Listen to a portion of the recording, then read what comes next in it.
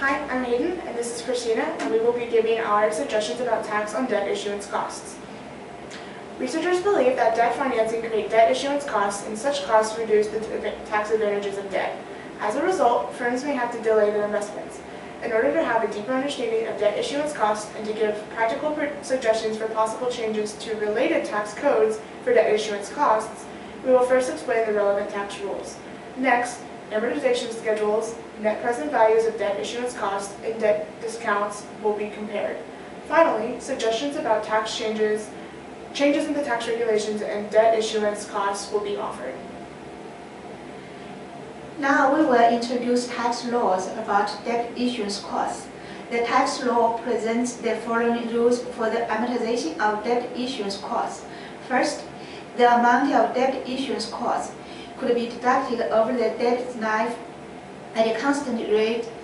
Second, the costs may be treated as if they reduced the issue price of the debit. Third, debt issuance costs increase or create original issue discount and decrease or eliminate bond issuance premiums. The tax law explains the constant yield method. The law says that the yield to maturity or yield of debt instrument is the risk rate used for calculating the present value of all principal and interest payments of the debit. However, debt issuance costs are not payments for interest expenses or principals. Therefore, the guidance for debt issuance costs are confusing. Next, we will give a comparison between original issue discounts and debt issuance costs. In order to provide a deeper understanding of original issue discounts and debt issuance costs, a zero coupon bond will be used as an example. Table 1 shows the example for a zero coupon bond. The original issue price is $12,500,000, maturity payment is $15 million, and the term of the debt is 5 years. Example 2 is illustrated in Table 2, and it is based on Example 1, with the 600,000 debt issuance costs are added. According to the tax code, debt issuance costs can be combined with debt issuance discount, and both of them decrease the process of borrowing. However, looking deeper into the economic realities of these two costs, we believe that Table 2 presents misleading information.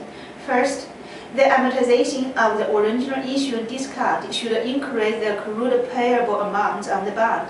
However, the amortization of debt issuance costs cannot increase the accrued payable amount of the bond.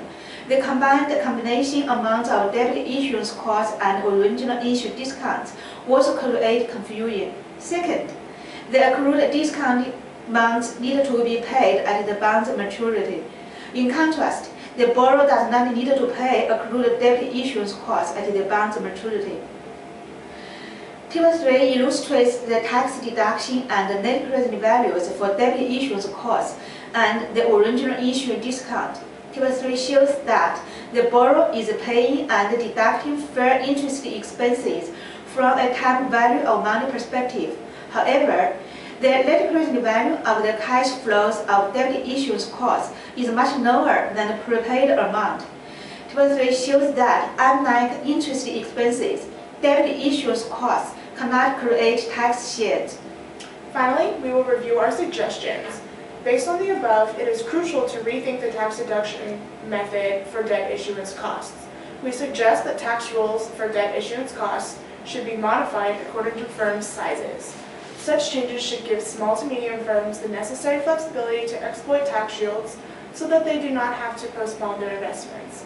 For example, firms can use the fair value method to deduct their debt issuance costs for tax purposes. At least, for small to medium firms, they should be able to use an accelerated amortization method or immediate expense method, not constant yields method, to deduct their debt issuance costs.